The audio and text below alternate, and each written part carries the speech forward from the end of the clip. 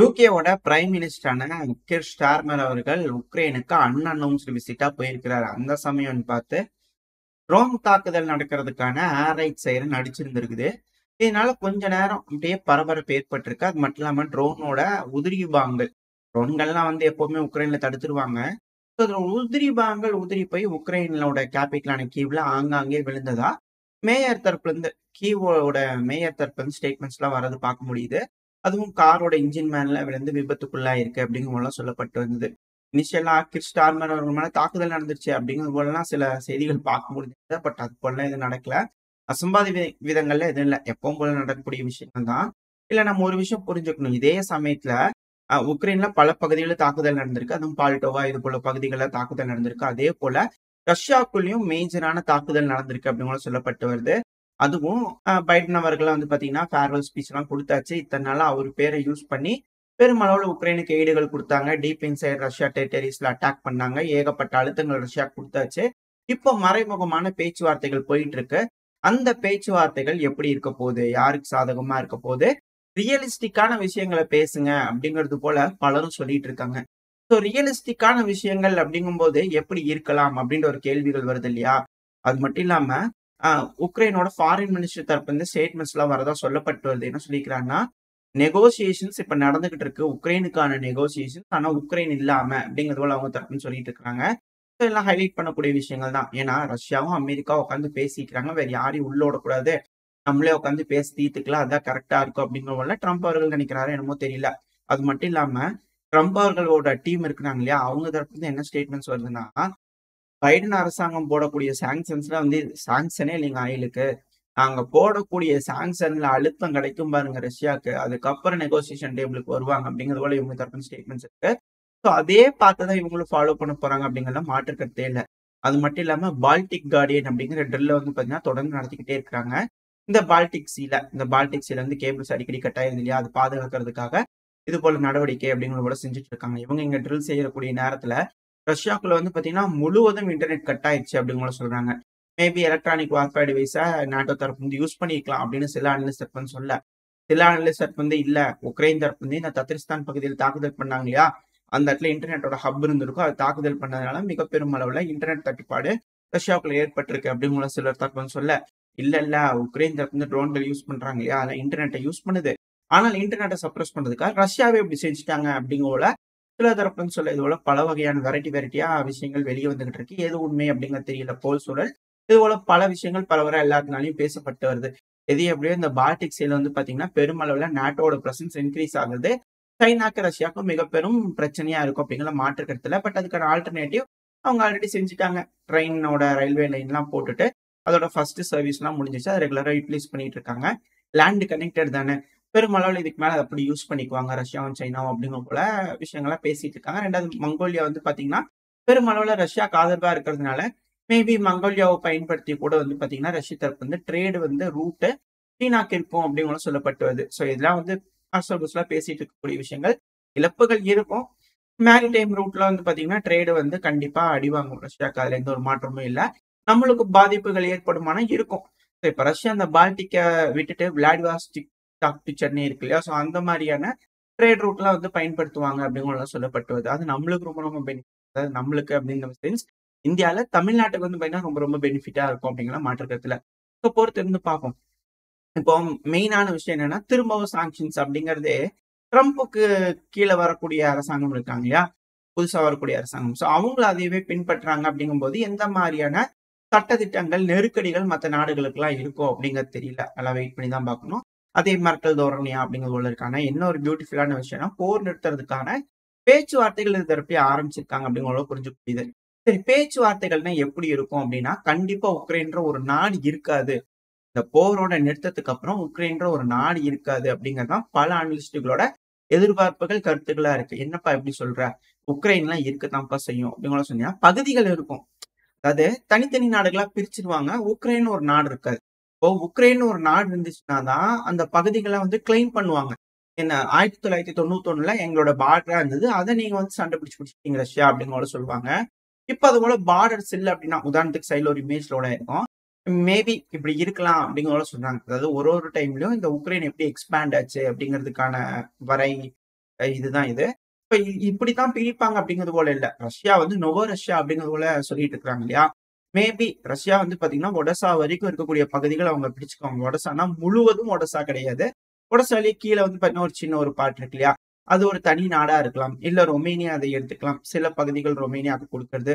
சில பகுதிகள் ஸ்லோவாக்கியாவுக்கு குடுக்கறது. சில பகுதிகள் போலாண்டுக்கு குடுக்கறது. அந்த வோலின் ஓப்லாஸ்ட் மேல ரொம்ப நாளா அதுவும் போலாண்டோட அதிபரா இருக்கிறார் இல்லையா? டொனால்டு டஸ்க் அவர்கள். அவரு தரப்பின ஸ்டேட்மெண்ட்ஸ் தான் சமீபத்தில பார்க்க முடிஞ்சது. இருந்துச்சுன்னா சைடுல அட்டாச் பண்ண செய்திகள்.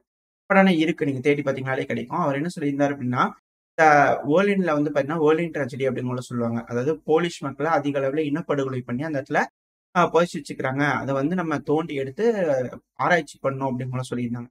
ஸோ அது போல விஷயத்துக்குலாம் வந்து பார்த்தீங்கன்னா, அவங்க தரப்புல இருந்து இதுக்கு மேல இறங்குவாங்க அப்படின்னு கூட சொல்லப்பட்டு வருது. ஸோ அவங்களுக்கு வோலின் ஓப்லாஸ்ட்ன்னு மேபி அவங்க அத எடுத்துக்கலாம். ஹங்கேரிக்கு சில பகுதி, ஸ்லோவாக்கியாக்கு சில பகுதி, ரொமேனியாக்கு சில பகுதி அப்படிங்கிறவங்கள எடுத்ததுக்கு அப்புறமா, ரஷ்யா வந்து நேரா இந்த நோவோ ரஷ்யன் மார்க் இருக்கு இல்லையா? அது முழுவதும் அவங்க எடுத்துக்குவாங்களா அப்படின்ற கேள்வி இருக்கு. ஸோ அதுக்கப்புறம் பேலன்ஸ் இருக்கிற பகுதியெல்லாம் எது எது எந்தெந்த நாடுகள் எப்படி உருவாக்கலாம்? யார் அந்த இடத்துல வந்து பார்த்தீங்கன்னா, ஆட்சி ஆள்வாங்க அப்படிங்கிறது போல பேச்சுக்கள்லாம் இருக்குமா ரஷ்யாக்கும், அமெரிக்காவுக்கும் நடுவுல அப்படிங்கிற போல சந்தேகங்கள் இருக்க ஆரம்பிச்சிருக்கு. இதுதான் வந்து இந்த ஒரு காரணத்தினால தான் உக்ரைன் இல்லாம உக்ரைனுக்கான ஒரு நெகோசியேஷன் நடக்குது அப்படின்ற கேள்விகள் இருக்கு. அது மட்டும் இல்லாம இப்போ யூகேவோட ஸ்டார்மர் அவர்கள் இருக்கா இல்லையா? இப்போ போய் 100 வருஷத்துக்கான பார்ட்னர்ஷிப் அக்ரீமெண்ட் போடுறாங்க அப்படின்னா, டிஃபென்ஸ்க்காக இருக்காது. ஒரு புதுசா ஒரு நாடு உருவாகுது அப்படின்னா, அந்த நாட்டுக்குள்ள ஏதோ ஒரு டிஃபென்ஸ் அக்ரீமெண்ட் போடுவாங்களா? அப்படின்ற கேள்விகள்லாம் இருக்கு. ஏன்னா, முதல்ல இருந்தே நம்ம ஒரு விஷயம் பேசிட்டு இருக்கோம். நம்ம சேனல்ல பார்க்குறவங்களுக்கு தெரியும். இந்த உக்ரைனோட பகுதி பகுதியா பிரிச்சு அந்தந்த பகுதிக்கு சில சில நாடுகள் வந்து பார்த்தீங்கன்னா, பொறுப்பேத்துக்கிறாங்க. டிஃபென்ஸ் குடுக்குறாங்க. டிஃபென்ஸ்க்கான உதவிகள் செய்றாங்க அப்படிங்கிறது போலலாம் சொல்லப்பட்டு வந்திருந்தது இல்லையா? ஸோ அந்த வெ அடிப்படையில வந்து பார்த்தீங்கன்னா, சில சில பகுதிகள் சில சில நாடுகளோட பாதுகாப்புக்கு கீழ வருமா அப்படின்ற கேள்விகள் இருக்கு. கூடயே யுகேவும், பிரான்ஸும் வந்து பார்த்தீங்கன்னா, உட்கார்ந்து பேசிட்டு இருந்திருக்காங்க. எப்படி பீஸ் கீப்பிங் ட்ரூப்ஸ நம்ம உக்ரைனுக்குள்ள அனுப்பலாம் அப்படிங்கிறது போல. அது எந்த பகுதிக்குள்ள அனுப்பலாம் அப்படிங்கிறது மேல வேணா யோசிச்சிருக்கலாம் அப்படிங்கிற போல நல்ல சிறப்பான கருத்துக்கள் இருக்கு. எது எப்படியோ. இப்ப இனிஷியலா யுஎஸும், ரஷ்யாவும் சேர்ந்து ஒரு அக்ரீமென்ட்க்குள்ள வந்துருவாங்க. அதுக்கப்புறம் வந்து பார்த்தீங்கன்னா, இருக்கக்கூடிய யுஎஸோட பகுதிகள பேசி தீர்த்துக்குவாங்க அப்படிங்கிறது போல, யுஎஸும், யூரோப்பும் பேசி தீர்த்துக்குவாங்க அப்படிங்கிறது போல சொல்லப்பட்டு வருது. என்ன நடக்க போகுது அப்படிங்கிறதெல்லாம் பார்த்தரலாம். ஆனா இதுக்கு நடுவுல இப்போ புது பொருளையே ஒண்ணு கிளப்பி விட்டுருக்காங்க. ஐஎஸ்டபிள்யூ தரப்புல இருந்து. ஏன்னா இப்ப ஜனவரி 20 நெருங்க நெருங்க பெலாருஸ்ல எலக்ஷன் வேற இருக்க போகுது. அதிபர் தேர்தல். இப்ப என்ன சொல்ல வராங்கன்னா, பெலாருஸையே ரஷ்யா அனெக்ஸ் பண்ணிருவாங்க. அது பண்ணிட்டா நேட்டோக்கு சிக்கலாயிரும், அமெரிக்காவுக்கு சிக்கலாயிரும், யூரோப்பியன் யூனியனுக்கு மிகப்பெரிய சிக்கலாயிரும். அதனால என்னங்க நீங்க அதைய அனெக்ஸ் பண்ணிக்கலாம்னு நினைக்கிறீங்களா? எப்படி ட்ரம்ப் அவர்கள் கிரீன்லாந்து வேணும்னு நினைக்கிறாரு. அது போல இது அப்படிங்கிறது போல கேள்விகள்லாம் வருது. எது எப்படியோ இப்போ அமெரிக்காவோட மீடியாக்கள்லாம் இருக்காங்க இல்லையா? அவங்களுக்குள்ளேயே பிளவுகள் தெரியுது. நம்ம ஆல்ரெடி வந்து பார்த்தீங்கன்னா, வீடியோ பதிவுகள் பார்த்திருப்போம். ட்ரம்ப் அவர்கள் போய் நின்னு பேசும்போது, அங்க இருக்கக்கூடிய மக்கள்லாம் நாங்க அமெரிக்காவோட இணைஞ்சுக்கிறதுக்கு விருப்பம் தெரிவிக்கிற மாதிரியான வீடியோ பதிவுகள். இப்ப ஃபாக்ஸ் நியூஸ்லாம் வந்து பார்த்தீங்கன்னா, அந்த இடத்துல வந்து போய் நின்னு மக்கள் கிட்ட பேட்டிலாம் எடுத்துருக்காங்க. எங்க ம அ இது போல வந்து அமெரிக்கா அனெக்ஸ் பண்றதா சொல்லியிருக்கிறாங்க இல்லையா? உங்களுக்கு எப்படி தெரியுது? உங்களுக்கு பிடிச்சிருக்கா? அப்படிங்கிற போலலாம் கேட்டிருக்காங்க. அதுக்கு அங்க இருக்கிறவங்கலாம் இல்ல, பிடிக்கல. நாங்க டென்மார்க் கூடயே இருந்துக்கிறோம் அப்படிங்கிறது போல மக்கள் சொல்ற மாரியான பின்பத்த வந்து பார்த்தீங்கன்னா, ஃபாக்ஸ் நியூஸ் தரப்புல இருந்து காமிச்சுக்கிட்டு இருக்காங்க. இது எப்படி அப்படிங்கிற போல கேள்விகள் இருக்கு. பொதுவாவே ஒரு நாடு இருந்ததுன்னா, இரு தரப்புலயும் இருப்பாங்க. இன்னொரு சாரார் வந்து எப்படி இருப்பாங்க? என்னமோன்னு எங்களை நிம்மதியா வாழ விடுங்க. அப்படிங்கிறது போல வந்து பார்த்தீங்கன்னா, இன்னொரு சாரார் இருப்பாங்க. அத நம்மளால புரிஞ்சுக்க முடியுது. அத வந்து யாரு பெருசா ஹைலைட் பண்ணி காட்டணும்னு நினைக்கிறாங்களோ மீடியாக்கள், அது வந்து ஹைலைட் பண்ணி காட்டுறாங்க அப்படிங்கிறத புரிஞ்சுக்க முடியுது. இப்போ சண்டை பிடிச்சு வாலண்டியரா போய் பிடிக்கிறது அப்படிங்கிறது வேற. சும்மா நான் காசு குடுத்து வாங்கிக்கிறேன் அப்படிங்கிறது போல வேற இல்லையா? இது எப்படி டென்மார்க் அரசாங்கம் ரியாக்ட் பண்றாங்க அப்படின்னு பாத்துடலாம். இப்ப அதே போல ஒரு சூழ்நிலை பெலருஸ்குள்ள வந்துருமா? பெலருஸையும் உட்காந்து பிரிப்பாங்களா? அப்படிங்கிற ஒரு கேள்வி எல்லாம் இருக்கு. என்ன நடக்க போகுதுன்னு தெரியல. பொறுத்திருந்து தான் பார்க்கணும். ஒரு வேளை இது எந்த டீலுக்குமே சுமூகமா முடியல அப்படிங்கிற பட்சத்துல கண்டிப்பா வந்து பாத்தீங்கன்னா, கலிங்கன்கிராட் இந்த பகுதியெல்லாம் வந்து சண்டை நடக்கும். கண்டிப்பா யூரோப்பியன் யூனியன் சண்டைக்கு போகும் அப்படிங்கிற மாற்று கருத்து இல்ல. ஏன்னா, நேட்டோவோட புது சீஃப் மார்க் ரூத்தே அவர்கள் இருக்கார் இல்லையா? போருக்கு தயாராகுங்க அப்படிங்கிறது போல அறைகூவல் விடுத்தாரு. அது மட்டும் இல்லாம இப்ப யுகே வந்து 100 வருஷத்துக்கு அக்ரீமெண்ட் சைன் பண்ணிக்கிறாங்கன்னா, கண்டிப்பா சும்மா விட்டுற மாட்டாங்க இல்லையா? ஸோ மிக பெரும் அளவுல தயார் நிலையில யூரோப்பியன் யூனியன் இருப்பாங்க அப்படிங்கிறத மாற்று கருத்து இல்ல. நம்ம ஒரு 5, 6 மாசத்துக்கு முன்னாடி சொன்னோம். இது போல இந்த நாடுகள்லாம் வந்து பாத்தீங்கன்னா, சொல்லிட்டு இருக்கிறாங்க அப்படின்னா 5 வருஷம், 5 வருஷம்னு சொல்றாங்கன்னா, அது வருஷம் கிடையாது மாசமா இருக்கலாம் அப்படிங்கிறது போல. இப்ப மாசம் தெரிஞ்சிருச்சு. இப்ப ட்ரம்ப் அவர்கள் வந்ததுக்கு அப்புறமா யூரோப்பியன் யூனியன் ரஷ்யா மேல போட்டதால ஆச்சரியப்படுத்திக்கல. இப்ப சண்டை பிடிக்கிறதுக்கான ஒரு கிரவுண்டா வந்து பாத்தீங்கன்னா, உக்ரைன் இருக்கும். பார்டர் அதுக்காக இந்த கர்ஸ்க் ஃபைல்ல ஓப்பன் பண்ணி வச்சு டோர ஓப்பன் பண்ணி வச்சு உட்காந்துருக்காங்களா அப்படின்ற கேள்விகள்லாம் இருக்கு.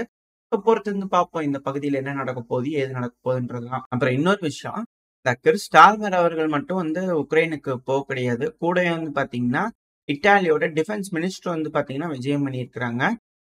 ஜலூஷ்னி அவர்களோட பேர் வந்து பார்த்தீங்கன்னா, இந்த டைம்ல அடிபடுது. ஜலூஷ்னி அவர்கள் தான் இருந்து முன்னாடி நின்னு வரவேற்றிருக்காங்க அப்படிங்கிறது போல.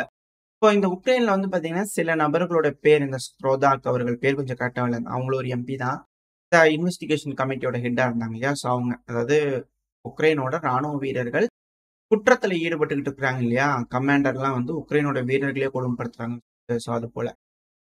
அவங்க ஒருத்தங்க. 2வது மரியா பெலூசுகா அவர்கள், ஜலுஷ்னி அவர்கள், இதுபோல புடானோ அவர்கள், இதுபோல சில முக்கியமான நபர்கள், குலேபா அவர்கள். ஸோ இவங்களோட பேர்லாம் ரொம்ப ஹைலைட் ஆகுறதுனால, புதுசு புதுசா பிரியக்கூடிய பகுதிகளுக்கு இவங்கலாம் உட்கார்ந்து ஆட்சி பண்ணுவாங்களா? அப்படின்ற கேள்விகள்லாம் வர ஆரம்பிச்சிருக்கு. எப்படியோ நமக்கு தெரியல. பொறுத்திருந்து பார்ப்போம். ஏன்னா இவங்களோட ஸ்டேட்மெண்ட்ஸ்லாம் அந்த மாரி இருக்கு. அதுவும் இப்போ மரியா பெலூசுகா அவர்கள் இது வந்து மெயின் ஸ்ட்ரீம் மீடியால இன்னும் வரல. வந்துச்சுன்னா அடுத்த பதிவுல பார்க்க ஆரம்பிக்கலாம். பட் ஆனா இது டெலகிராம் சேனல் ஸ்க்ரால் பண்ணிட்டு இருக்கும்போது அவங்களோட அஃபிஷியல் டெலகிராம் சேனல். இது அந்த நியூஸ்ல இருந்து நம்ம எடுத்துக்கிட்டு இருக்கோம். மரியா பெலூசுகா அவர்கள் உக்ரைனோட ஒரு எம்பி. இவங்க தரப்புல இருந்து என்ன ஸ்டேட்மெண்ட் வந்திருக்குன்னா, இங்க பாருங்க உக்ரைனோட கமாண்டர் இன் சீஃப் சிர்ஸ்கி அவர்கள் இருக்காரு இல்லையா? அவர் இருக்கிற வரைக்கும் தயவு செஞ்சு அமெரிக்கா எந்த ஏடும் குடுக்காதீங்க. அ வேஸ்ட்டுங்க அவரு. அ ரொம்ப மோசம் அவரு அப்படிங்கிறது போலலாம் வந்து பார்த்தீங்கன்னா, அவங்க தரப்புல இருந்து கமெண்ட்ஸ் வந்துகிட்டு இருக்கு. இன்னும் பல விஷயங்கள அவங்க தரப்புல இருந்து ஷேர் பண்ணிட்டு இருக்காங்க. அடுத்தது பதிவுல பார்க்க ஆரம்பிக்கலாம். பட் ஆனா இவங்க வந்து பார்த்தீங்கன்னா, ரொம்ப இது போல குற்றச்சாட்டுகள்லாம் உக்ரைனோட சிர்ஸ்கி அவர்களா இருக்கட்டும், ஜெலன்ஸ்கி அவர்களா இருக்கட்டும், இது போல பல விஷயங்கள் வச்சுட்டு இருக்கறனால, இவங்கள தனியா ஹைலைட் ஆகுறாங்க. என்ன? ஏது? எதுக்காக இது போல ஒருத்தங்க ஹைலைட் ஆகுறான்? அப்படின்ற கேள்விகள் வருது. என்ன நடக்க போகுதுன்னுலாம் தெரியல. பொறுத்திருந்து பார்ப்போம். உக்ரைன்ல ஒரு மிகப்பெரிய மாற்றம் ட்ரம்ப் அவர்கள் வந்ததுக்கு அப்புறமா இருக்கும் அப்படிங்கிற மாற்று கருத்துல, பேச்சுவார்த்தை எந்த அளவுக்கு ரஷ்யாவுக்கும், அமெரிக்காவுக்கும் நடுவுல இருக்க போகுது அப்படிங்கிறத வச்சு தான் வரக்கூடிய நாட்கள்ல போர் பெருசாகுமா? இல்ல முடியுமா? அப்படிங்கிறது தெரியும். என்ன நடக்க போகுது அப்படிங்கிறத பொறுத்திருந்து பார்த்துடலாம். ஸோ ஓரளவுக்கு தகவல் வந்து பார்த்தீங்கன்னா, இந்த பயில நம்ம பார்த்திருப்போம். அடுத்தடுத்த பயில தொடர்ந்து இணைஞ்சிருங்க. அடுத்து மகாதேவன் அவர்கள் ரொம்ப ரொம்ப நன்றி. தொடர்ந்து நம்ம சேனலுக்கு எல்லா மாசமும் சப்போர்ட் பண்றீங்க. ரொம்ப ரொம்ப நன்றி. கொஞ்சம் உடம்பு சரியில்லாதனால தான் வீடியோக்கள் சரியா போட முடியல. அது மட்டும் இல்லாம கொஞ்சம் பெர்சனல் ஒர்க் வேற அதிகமா இருந்துச்சு. அதனால தான் இதுக்கப்புறம் வீடியோ பதிவுகள் தொடர்ந்து வர ஆரம்பிச்சிரும். உங்களோட சப்போர்ட் என்னைக்கும் எனக்கு இருக்கும் அப்படின்ற நம்பிக்கையில இந்த பதிவை நான் முடிச்சுக்கிறேன். இந்த பதிவு நல்லா இருக்குன்ற நம்பிக்கையில அடுத்த பதிவுல உங்கள சந்திக்கிறேன். அது வரைக்கும் ஸ்டே சேஃப். பாய்.